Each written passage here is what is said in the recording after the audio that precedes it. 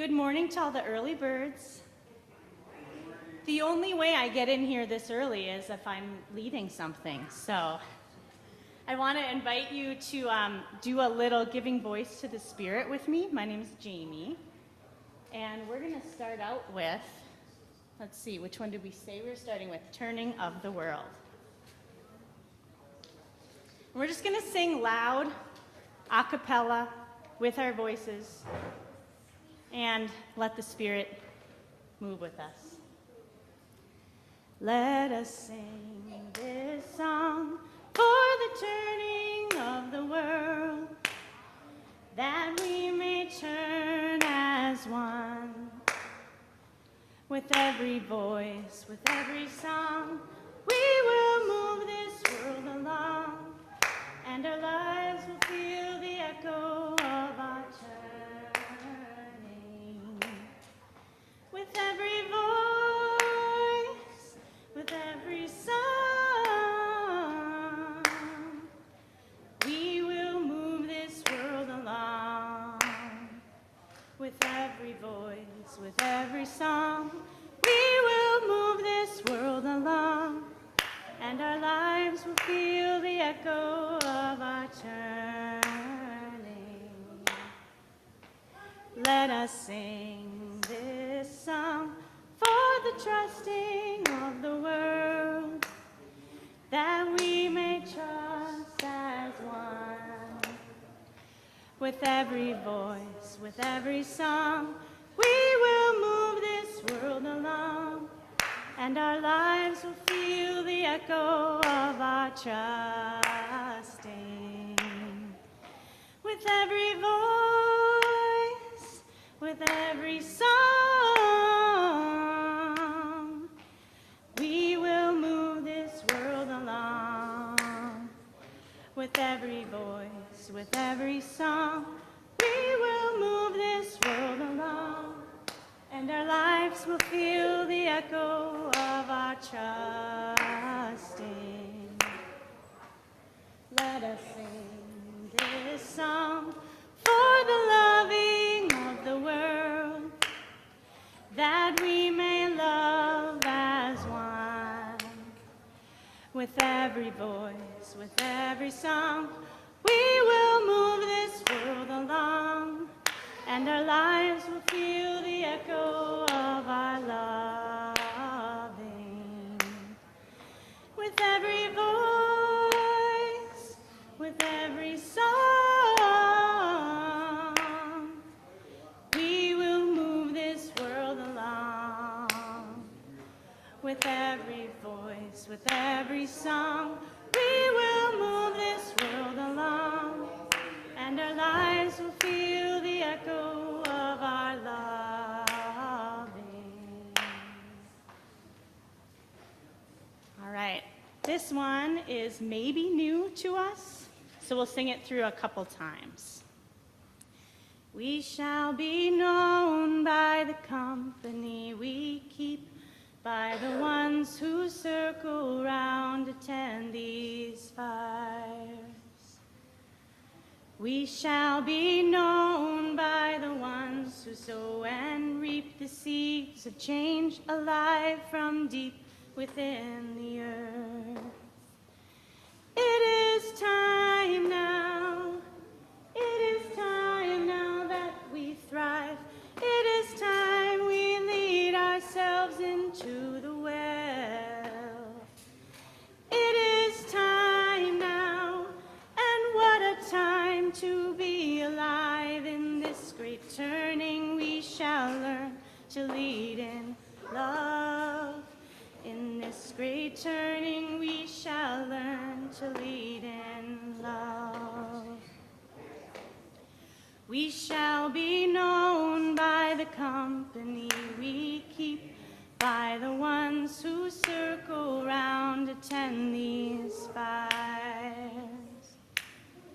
We shall be known by the ones who sow and reap the seeds of change, alive from deep within the earth. It is time now, it is time now that we thrive. It is time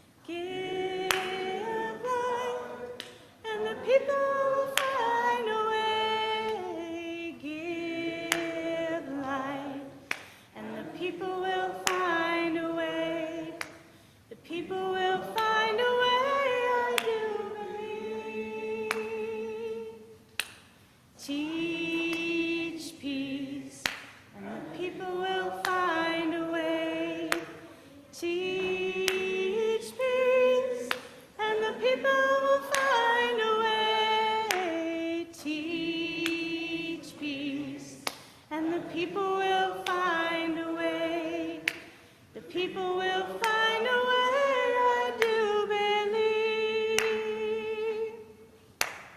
Stand together, and the people will find a way.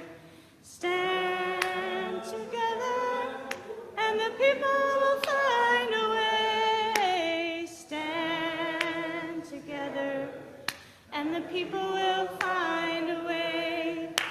The people will find a way, I do believe. Give love, and the people will find a way. Give love, and the people will find a way. Give love, and the people will find a way. The people will find a way, I do believe.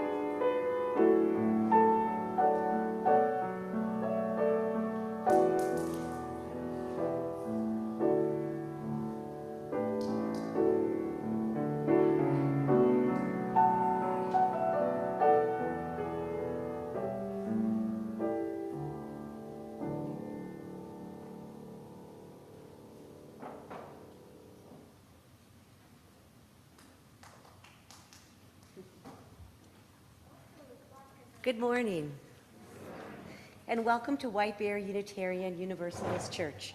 We are delighted to have you here, both those of you in this space and those attending virtually. It is good to be together, a community of youth, adults, and children sharing the values of courage, reverence, and compassion. I'm Lori Wanker, and I use the pronoun she, her, and I'm a member of your board of directors. Every Sunday, our ministers and staff will be running social hour from the social hall. Please join in person or via Zoom. Beginning 5 minutes after the postlude, it is a 20-minute session of sharing in randomized small groups, and it is designed to provide a deep and intentional welcome to all. We've heard from many of you how important this time has been to connect and to meet new people. If you prefer an informal time of mingling, feel free to do so in the Emerson alcove. If you want to sponsor a month of flowers here on the altar behind me, not today, please, okay, here we go. Check the email or e-news to learn more. We also have quite a few events and volunteer opportunities to learn more about. Please visit the table outside of the atrium after the service if you'd like to learn more about the solar carbon offset program, the Project Home Meal Teams, and the newly formed Chat and Do Art Group. Our Ministerial Search Committee has a special message for you this morning. This year, our search for a new settled lead minister begins. We are so grateful that you have entrusted us with this process. Our team feels supported by the UUA and Reverend Roger, plus WBUUC's amazing staff. And we're excited and hopeful about the possibilities that await our church as we enter this process together. You can read more about who we are and how the search for our next lead minister will work. Plus, see a full timeline on the WBUUC website. This fall, we're calling on all of you, WBUUC's members and friends, to share insights and hopes for our new lead minister. Watch for a link to an online survey and an invite to join small conversation groups, the cottage meeting style. Please join us. We need all of your voices to be able to faithfully tell our story to potential candidates this winter. We'll share more information and updates in the e-news as well as on Sundays. We welcome your questions at search at wbuuc.org. And now Roger has a special announcement.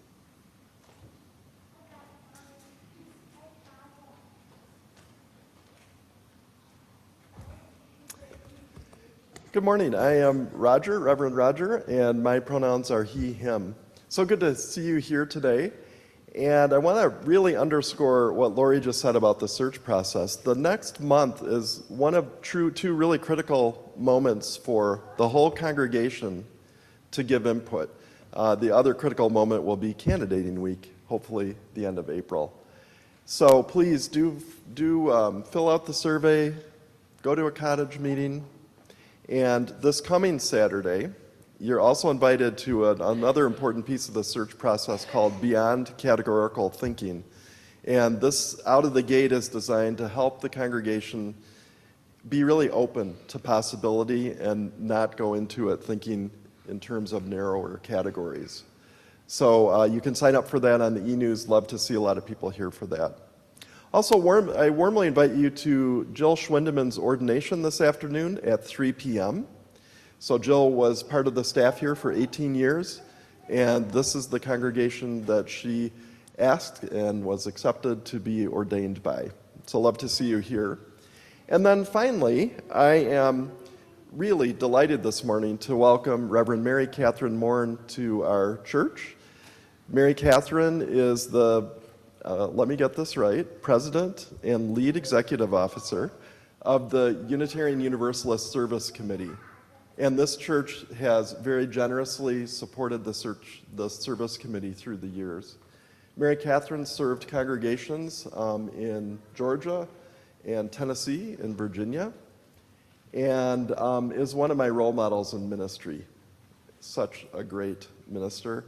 And the USC is so blessed to have her and the other leadership and staff there. You're just doing amazing work. So welcome.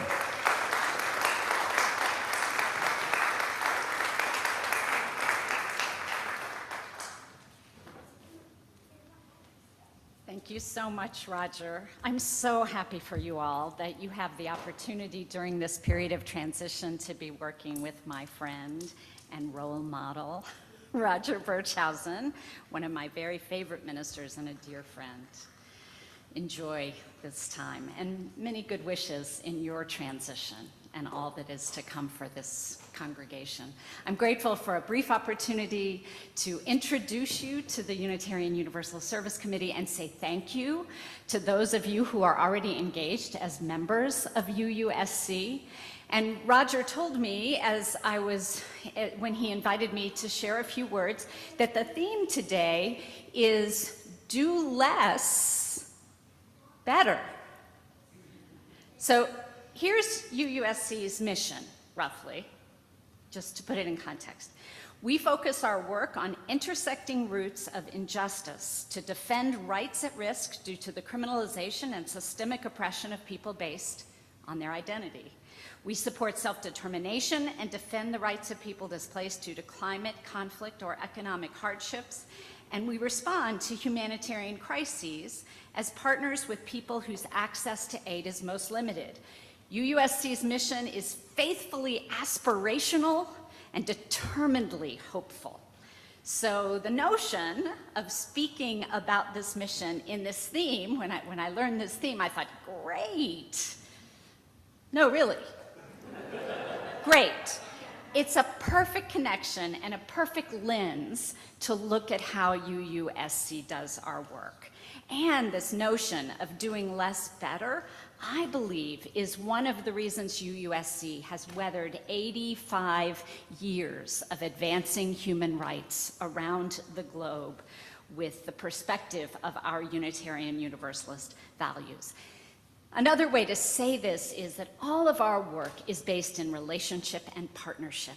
We talk about our eye-to-eye partnerships, our hand-to-hand partnerships, and you can't build true and effective relationships and partnerships on a massive scale. It's intimate, close-in work. And so this idea of doing less better is something that resonates for us. I want to tell a very brief historic story that some of you may know just to illustrate this. The story of Martha Sharp. Does anybody know Martha Sharp? Martha and Waitstill were our founders those 85 years ago. But I learned something recently that has deeply inspired me and that really illustrates the idea of doing less better and doing it in an eye-to-eye partnership way. Martha, after Waitstill had already left Prague and come back to the United States, was still working in Europe and actually had gone back to Europe and was based in Lisbon and created, some of you know, a child transport to help move some children whose lives were at risk to the United States. This was fairly early in the relief efforts and the recovery. And dozens of children were moved in this way. Well, we think dozens in the scope of the Holocaust. That might not sound like a lot, but just a few years ago, I learned at the Holocaust Museum that the story that is told there about Martha Sharp and this really important work she did to transport children to safety was the model for every child transport that followed. So when you hear stories of children who were moved out from danger and brought to safety, think of Martha Sharp doing so much, dozens of children, and making such a difference. During Guest at Your Season Table this season, I hope you will meet Ineza Inojoso Grace, who is working out of Rwanda with the Coalition for Loss and Damage. She's a young adult who's organizing youth around the world. There are dozens of them working toward change for justice for people impacted by climate justice. You will read her story, I hope, and be deeply inspired by the way eye-to-eye partnerships through our work with UUSC are changing the world and having a deep impact in the work of advancing human rights. Thank you so much for being a part of this work. We are able to be aspirationally faithful and faithfully aspirational and determinedly hopeful because of our partners and because of all of you who have joined us in this work, in this faithful and hopeful work. Thank you so much for being part of UUSC, and I'd love to meet you after the service if you have a chance to say hello. Thank you so much, Roger.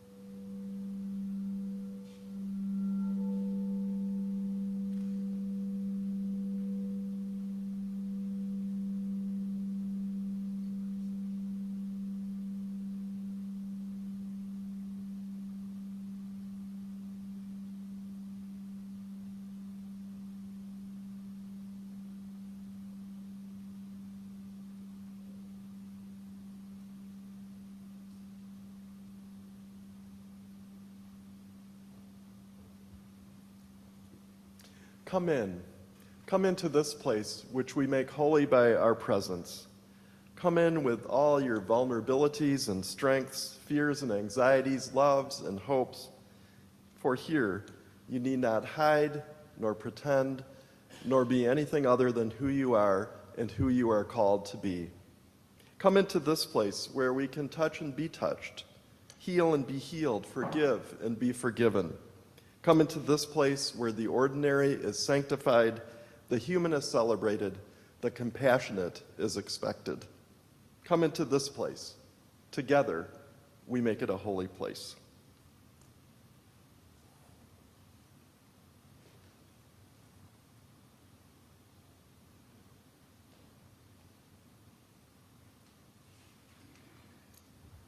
Hi, I'm Owen Dom. I use he, him pronouns. I play Ultimate Frisbee for my high school team. Ultimate Frisbee is a combination of football, soccer, and basketball played with a Frisbee. When I first joined the team, I could not throw for my life, but like anything, I soon developed the ability to throw moderate distances. However, my throws mostly came from myself clumsily muscling the disc to put as much force onto it as I possibly could. There was a player on my team who could throw amazingly far distances, but he was built like a spaghetti noodle. He was not muscling his way through the disc, through his throw, and was still able to achieve amazing yardage, beautiful arcing throws all the way down the field. By examining his throwing, I was able to conclude that most of his distance came from his technique. When I dialed back my power and instead focused on the technique, I was soon able to throw further.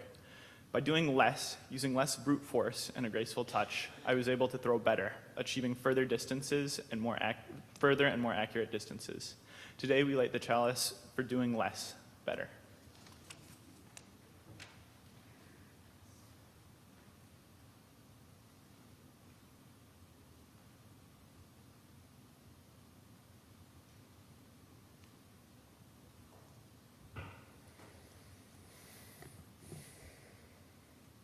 I'm Reverend Jack, and I use he, him pronouns.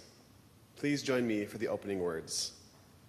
Love is the spirit of this church, and service is its law. This is our great covenant, to dwell together in peace, to seek the truth in love, and to help one another.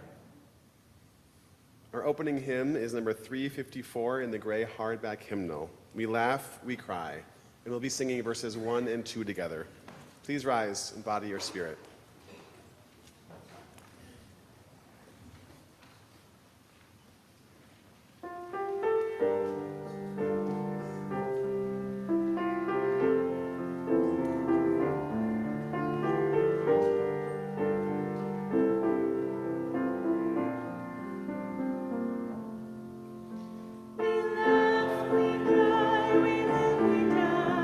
We dance, we sing our song.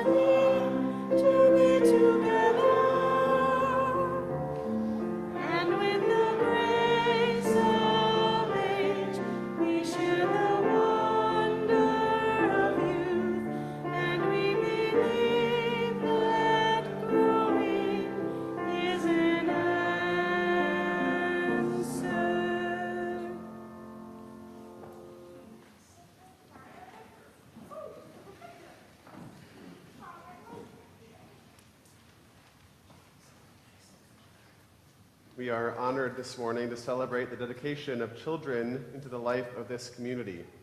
It's been a long time since we had this practice here, and it's a long tradition in Unitarian Universalist congregations, echoing our Christian heritage and the tradition of baptism and embracing the future of each of these children by honoring their uniqueness and joy.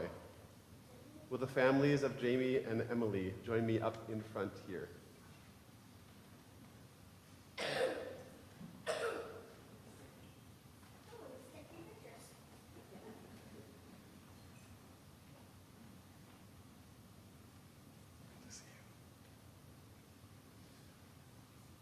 This family has brought their beloved children here to honor their beautiful selves, the relationship they are forming with our community, and a shared hope for the future. This moment, this ceremony, is when we together formally recognize the naming of these children, remembering that their name is their own. It is a gift that has been given to them to do with as they will. We hope that your name will serve you well, your names, and remind you of the deep love of your family and our community. And if there comes a time that it no longer serves you, we'll honor the name you choose for yourself. We'll give you each a rose, different from every other rose in the world, as a symbol of your uniqueness. We have removed the thorns as a symbol of the protection we give you as you learn and grow. You're welcome.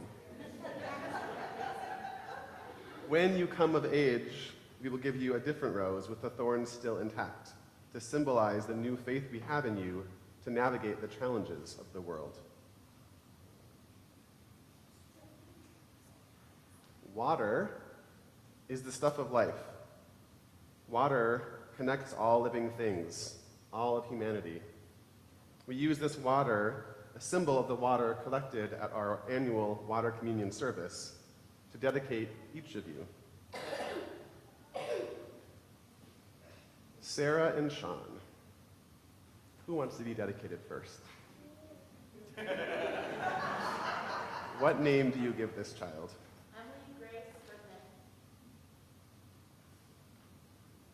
Emily, may your thoughts, your words, and your actions be for the betterment of the world. Emily, we welcome you. And, and what name do we give this child?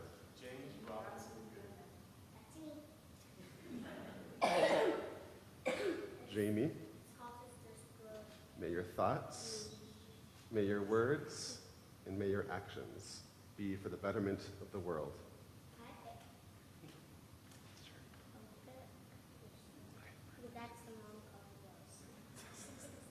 Jamie, we welcome you.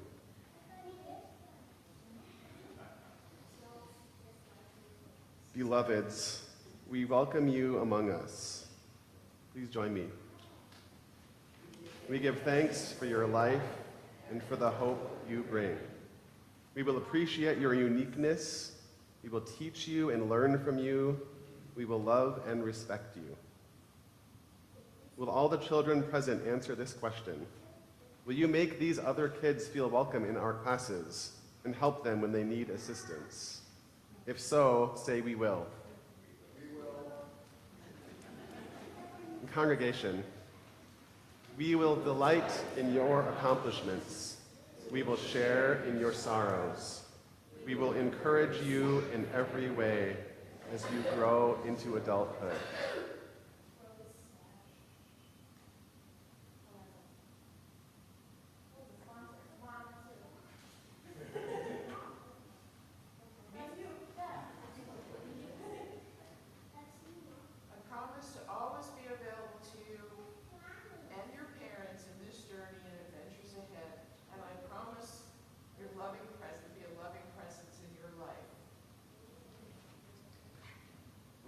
Your parents,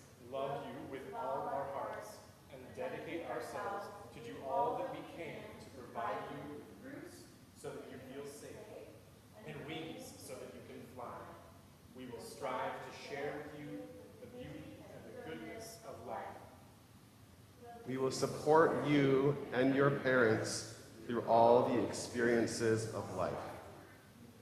James and Emily, Jamie and Emmy, we welcome you. May you never unlearn your sweet gentleness. May you keep tame that which rages dangerously within you. May you respect yourself and envy none. May you never once be used up. Remember who you are.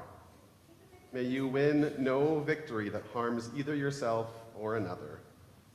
May you ask for forgiveness openly and grant it often.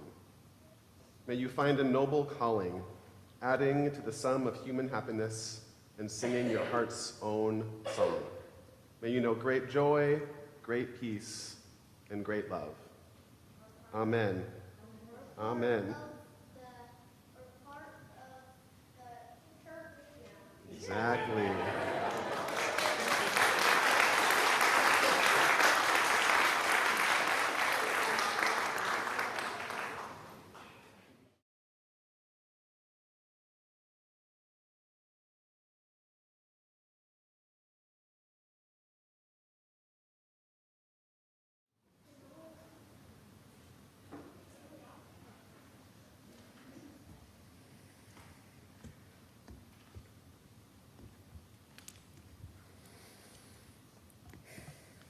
Join me in a spirit of meditation or prayer.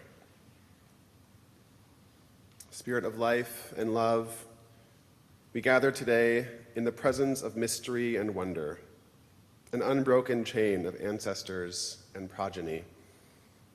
We marvel at the innocence of youth, the unbridled joy of children's laughter and questions, and we recognize the wisdom of our elders. We cherish the steely courage of parents and grandparents and all the aunts and uncles of all genders and all the people that comprise the village it takes to support and raise our children, this community's children. We are blessed to be a place where connections can be made across the generations. And in this space, we know that we contain multitudes. We all of us, have joys and sorrows, deeply held and deeply felt. For just a moment, let's be still and contemplate the exact combination that we brought with us today.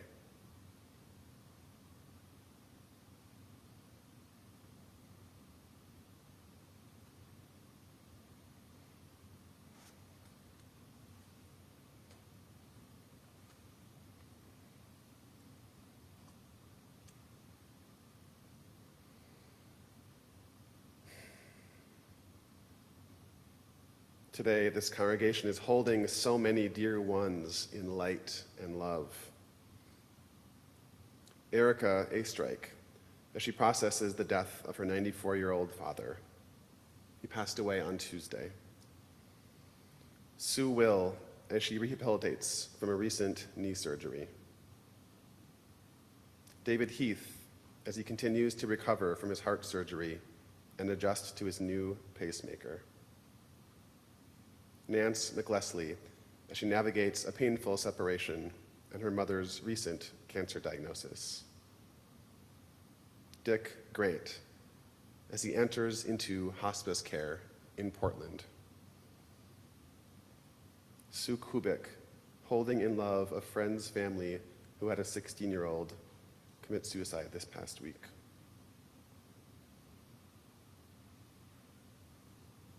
And now, into this stillness, we name our own concerns.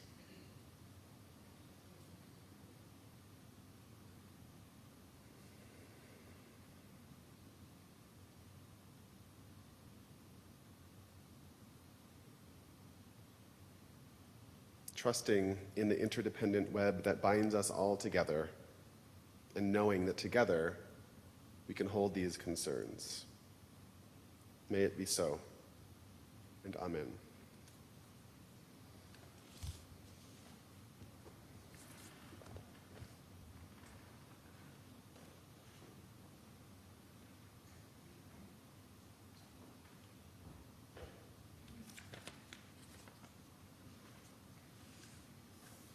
WBUUC now has a Project Home meal team.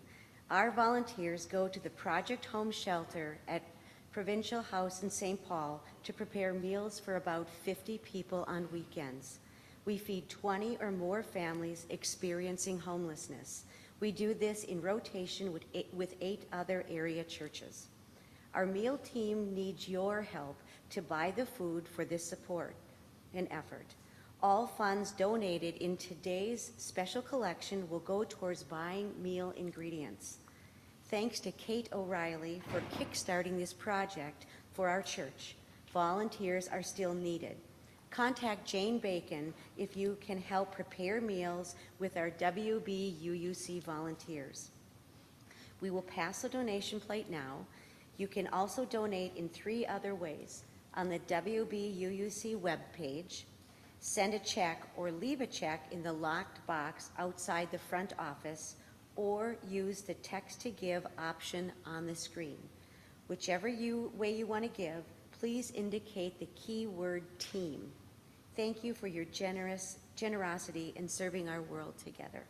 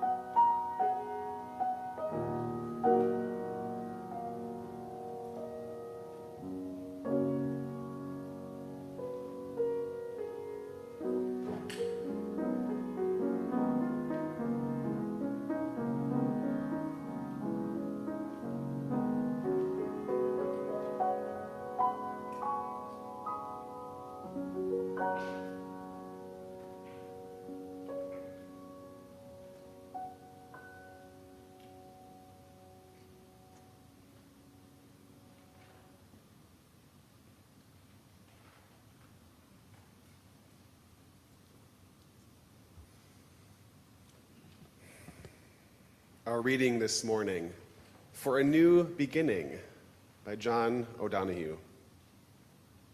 In out-of-the-way places of the heart, where your thoughts never think to wander, this beginning has been quietly forming, waiting until you were ready to emerge. For a long time it has watched your desire, feeling the emptiness growing inside you, noticing how you willed yourself on, still unable to leave what you had outgrown.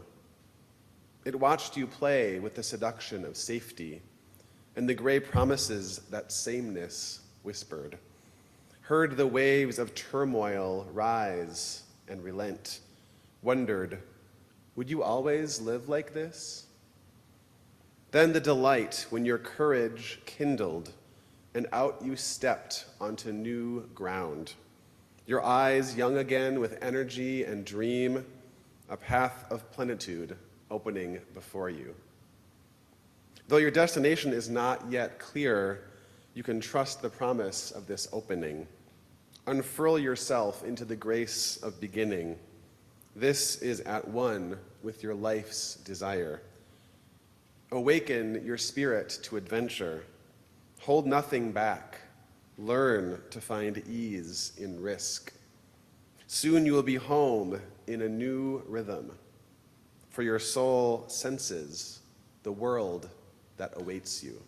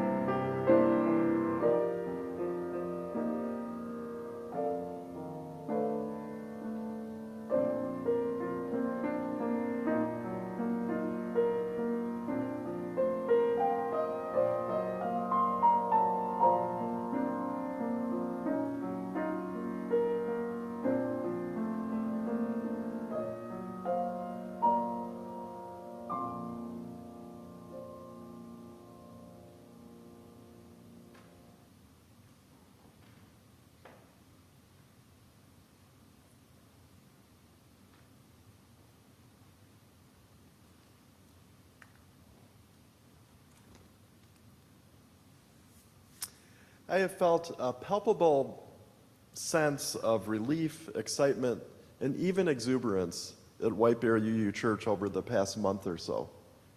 So for example, the breakfast that we had before the service in August, and then came in here, packed sanctuary, lots of kids. Last week's water communion over at the park across the street. And then after that service was over, hearing over there the distant sound of the White Bear UU big band, which was amazing. And then coming over and seeing them lying, all by the door. And I was excited about them, but I didn't know they were really good. And I just grinned ear to ear. It was amazing. Wednesday night, I went into the kitchen, which almost always I go into the kitchen alone, but there was a group of people in there cooking for the first cooked dinner in 2.5 years. And then today, our first child dedication in 2.5 years. So I bet some of you have felt this too. Some I know who have been viewing from home, participating in our services virtually, have sensed it even through the video. It feels like maybe, just maybe, some of the old vitality that has been so challenged over the last 2 years here is returning. and it feels tentative for sure. If there's anything we should have learned about COVID, it is that it is unpredictable. I have a colleague who was all set last week at her church's water communion service to do a sermon about the Noah story and the end of the flood. We're emerging from this big, terrible period, she was going to say in that sermon, and then she had to pre-record it because she got COVID. So big caveat, big caveat today. Who knows? Who knows where we'll be in a month or 6 months? But for this moment, I hope for a lot of you it feels good in this church. To me, it feels a little bit like in John O'Donohue's words, I'm venturing into new ground, my eyes young again, energy and dream. So here's a truth that many of us said all along over these past 2.5 years, that when we emerge from this pandemic, we'll emerge into a new normal. We will not return to the old before times. Of course that's true. We can never go back to what was. And it is easy to say this, but I wonder how many of us have struggled to really embrace it with our bodies, with our emotions. How many of us know in our heads that we can't go back to that old normal, and yet long in our bodies and our emotions to go back to the old normal, which we probably have romanticized anyway because of the passage of time and so much pain. Embracing the reality that the old normal isn't coming back, not only with our minds, but with our bodies and with our emotions, it is hard, and it is a spiritual task. And like any spiritual task, it requires attentiveness to what is going on, and it requires an embodied mindfulness and intentionality. So our worship and program theme this month is imagination, the practice of embracing possibility. Consider this sermon the yellow caution flag for this theme. Yes, let's use our imaginations as we venture into this new ground. Yes, let's embrace possibility, but only some of the possibilities, not all of them. This is where embodied mindfulness and intentionality come into play. The danger is that in our excitement and in our exuberance, we embrace too much, we take on too much, our plates get full and fuller until they start spilling over. So here at White Bear UU, as a staff, we're trying really hard to approach this entry into the new normal with as much spiritual grounding as we possibly can have. We are sorely tempted to try to do all those cool things that this church did pre-pandemic, and then all the things that we had to invent by necessity over the past 2.5 years, and maybe some new things. Doing worship, both in person and virtually and other programming, is a great thing that came out of this pandemic. It was necessary. Someone asked me lately, when are we getting rid of these screens? We're not getting rid of the screens because they are part of how we can do virtual church. And we've learned that having a virtual option makes this church more accessible. People who are sick, immune compromised, homebound, out of town, like in Arizona for 3 months, are able to come. So figuring out a way to dramatically increase the access of this church is a really great byproduct of this terrible pandemic. And having a virtual option is a lot more work. So this week we were trying to figure out how to do beyond categorical thinking, this workshop we're going to have on Saturday, in person and virtually. And it took an hour and 4 staff people to test how we might do it. That's the reality of it. This is part of the new normal. So on the staff, we are trying to remember that if we do try to do everything before and everything that we've learned and new stuff, we're going to get overwhelmed and we're going to just give up. It's a terrible idea.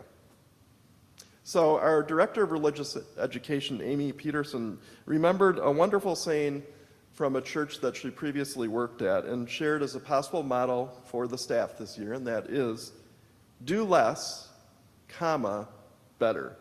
It's kind of hilarious because that comma is really important. If it's just do less better, that's do worse. And I can assure you that is not our motto for the year. Although it'd be a pretty easy one, right? So doing worse, not the plan. What we're trying to remind ourselves is twofold. One, do less than more. Don't try to restore everything, keep everything, and do new things. Try to do fewer things. Second, fewer things that we choose, try to do them better, which is to say as well as we can. It's important to note that this motto isn't do less perfectly. The work of dismantling white supremacy culture has taught us that that quest for perfection is part of white supremacy culture. So we're going to try some things, we're going to make some mistakes, we're going to hopefully learn from those mistakes at least some of the time and try things that we think are important. And we're going to let go of some other stuff. So how do we decide what to say yes to, what to say no to? The answer to this question is actually simple, though not always easy in practice. We will decide what to do or what not to do by contemplating this church's mission. Together, we grow our souls and serve the world in love. What helps us advance that mission? That's what we'll do. The things that don't help us advance that mission, or maybe less so, those are things we won't do.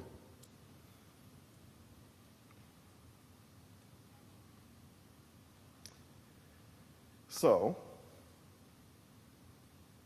there. I need to look down once in a while. So, if we can do this, we will have a church in its services and its programs which feel like they're moving us together, like the mission says, forward toward the mission, rather than a lot of disjointed pieces of the programming that feel chaotic and frantic. There's a great book called Simple Church that came out a while ago that charts some of this stuff. And this church talks about congestion in churches, where there's just a bunch of stuff going on in different directions. Congestion, I think of a head cold. I think of a traffic jam. Congestion, not good in a church, right? A frantic, congested church is a church that's going to decline. So we're trying to avoid that. Amy Peterson, again, in a staff meeting, suggested kind of jokingly that maybe we should get shirts, t-shirts, with this new motto. That's a great idea, and I happen to have a family member who designs t-shirts. So you will see the staff wearing this t-shirt periodically to remind ourselves to do less, better. And that's going to be a great thing. Well, it strikes me, I'm talking a lot about the church, but it strikes me like this may be something a lot of us are dealing with as individuals too. It can be really tempting for us as individuals to want to jump in and do everything we used to do and do new stuff. We're feeling good. So do less, better may be a good thing for you to contemplate in your own journeys. As with this church, I think it's helpful for all of us to think about what is our mission in life, what's our purpose in life, and to judge what we want to do based on does it advance that or doesn't it? Embrace that which advances our mission as people and let go of those that don't. If you think you need a t-shirt like this, check your e-news on Wednesday, because there's going to be a link and you can get your own at cost. This is not a moneymaker, this is a spiritual practice to wear that and absorb it into your mind, body, and heart. In the season of new beginnings at this church and abroad, it will be helpful to bring as much as we possibly can to this new normal, openness, wonder, trust, and faith. And so these last words from O'Donoghue's poem capture this well. Though your destination is not yet clear, you can trust the promise of this opening. Unfurl yourselves into the grace of beginning that is one with your own life's desire. Awaken your spirit to adventure, hold nothing back, learn to find ease and risk. Soon you will be home in a new rhythm, for your soul senses the world that awaits you. May we find that world as a congregation and as individuals. Our closing hymn today is number 1051 in the smaller teal hymnal, and I invite you to rise in body or in spirit and join in singing.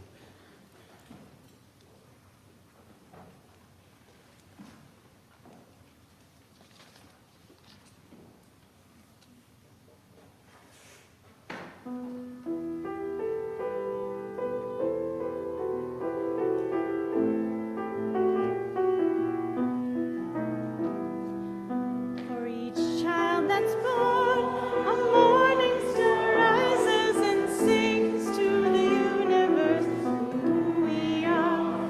For each child that's born, a morning star rises and sings to the universe who we are. We are grandmother's prayers, and we are our grandfather's dreamings. We are a breath of our ancestors. We are the Spirit of God. We are mothers of courage and fathers of time. We are daughters of dust and the sons of great visions. We're sisters of mercy and brothers of love. We are lovers of life and the builders of nations. We're seekers of truth and keepers of faith. We are makers of peace and the wisdom of ages. We are the grandfather's prayers, and we are our grandfather's dreamings. We are the breath of our ancestors. We are the Spirit of God. We are mothers of courage and fathers of time. We are daughters of dust and the sons of great visions. We're sisters of mercy and brothers of love. We are lovers of life and the builders of nations. We're seekers of truth and keepers of faith. We are makers of peace and the wisdom of ages. We are our grandmother's prayers, and we are our grandfather's dreamings. We are the breath of our ancestors. We are the Spirit of God. For each child that's born, a morning star rises and sings to the universe who we are. For each child that's born, a morning star rises and sings to the universe who we are. Please join me in the closing words. May peace dwell within our hearts and understanding in our minds. May courage steel our will and love of truth forever guide us.